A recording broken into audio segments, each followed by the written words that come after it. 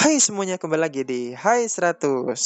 Kami akan selalu membagikan hiburan, info, dan ilmu kepada Anda. Sesuai dengan moto kami, yaitu kami carikan, kami sampaikan, kalau kurang tolong diingatkan. Gimana nih, kabarnya baik-baik aja nggak? Mudah-mudahan selalu baik ya, apalagi di zaman pandemi corona ini. Tetap stay at home dan jaga kebersihan.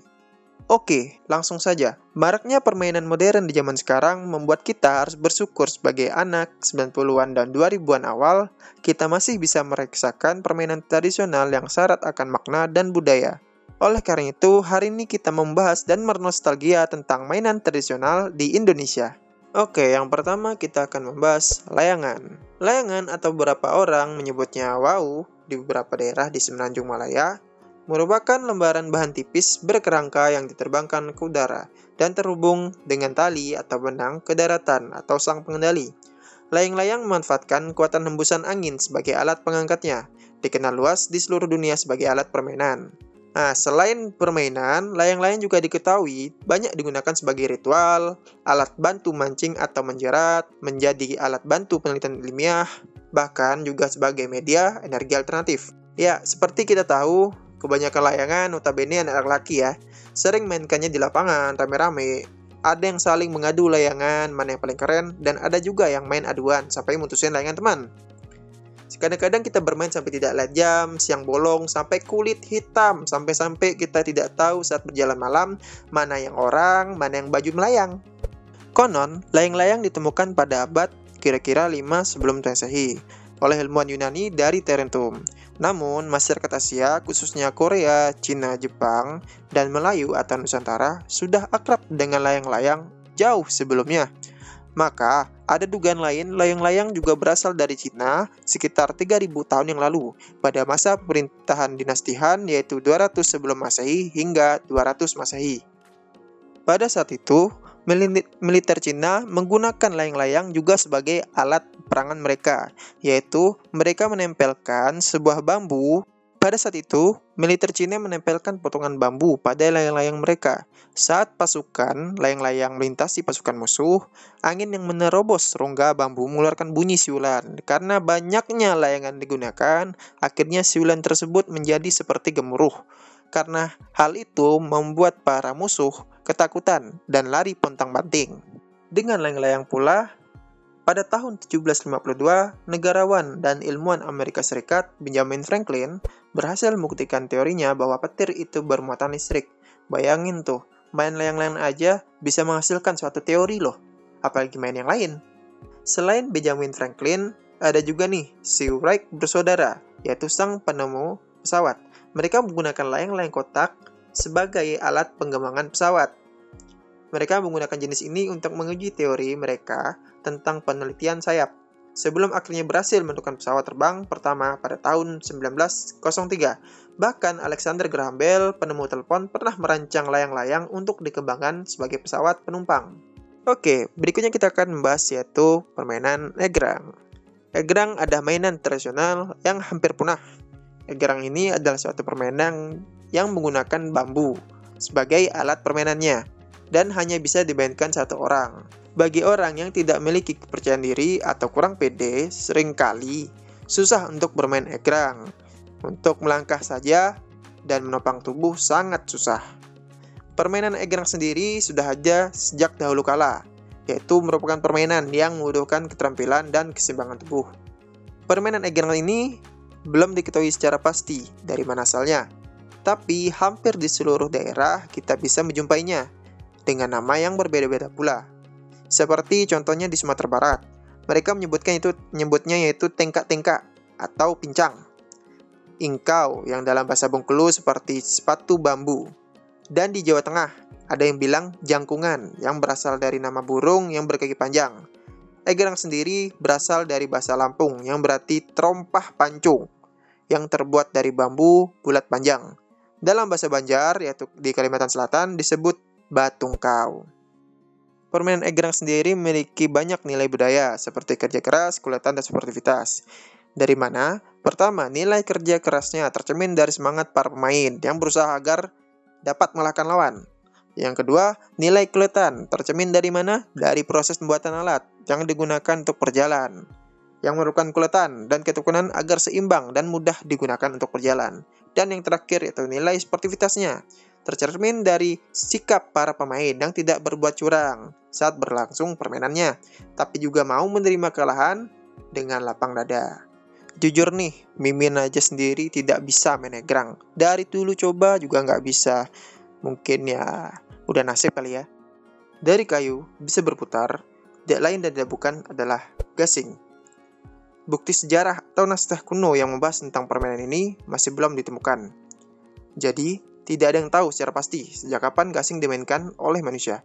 Meskipun masih simpang siur, para arkeolog memperkirakan gasing sudah dimainkan oleh manusia sejak 3.500 tahun sebelum Masehi. Perkiraan arkeolog itu tidak sembarang. Mereka telah menemukan benda yang mirip dengan gasing di kota tua, Ur, sekarang bernama Mukayyar. Kota ini berada kira-kira 300 km dari sebelah tenggara Baghdad atau Irak.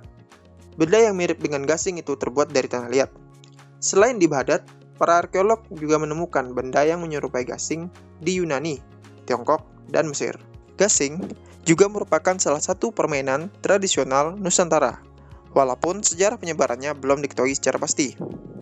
Di wilayah Kepulauan Tujuh atau Natuna, Kepulauan Riau, permainan gasing telah ada jauh sebelum penjajahan Belanda. Sedangkan di Sulawesi Utara, gasing mulai dikenal sejak 1930-an. Permainan ini dilakukan oleh anak-anak orang dewasa. Biasanya dilakukan di perkarangan rumah yang kondisi tanahnya keras dan datar. Permainan gasing dapat dilakukan secara perorangan ataupun beregu dengan jumlah pemain yang bervariasi menurut kebiasaan di daerah masing-masing. Hingga kini, gasing masih sangat populer dilakukan di sejumlah daerah Indonesia.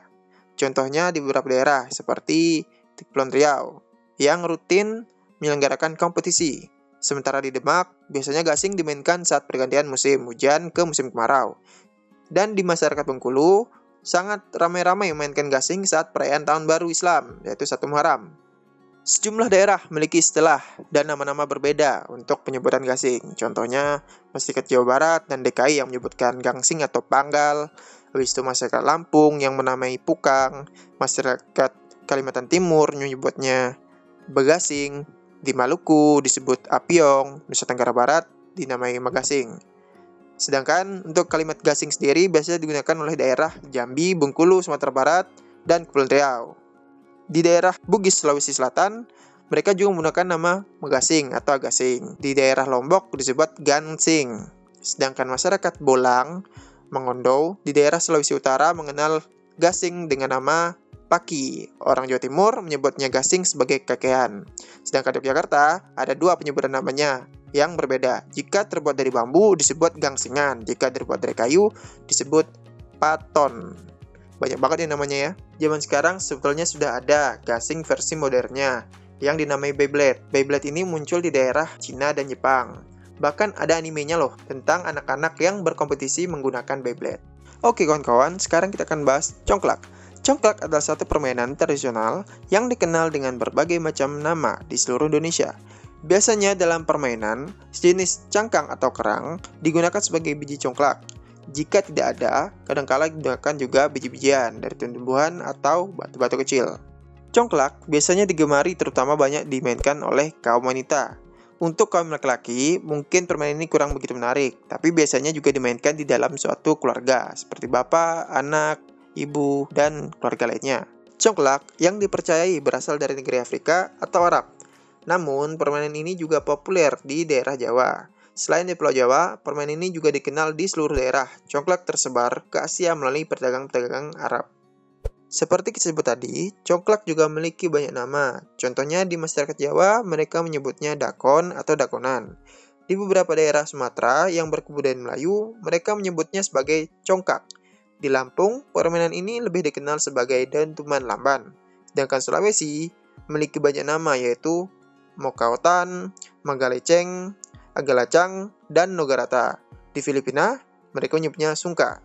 Pada zaman dahulu, golongan istana bermain congklak dengan menggunakan papan congklak yang berukir mewah.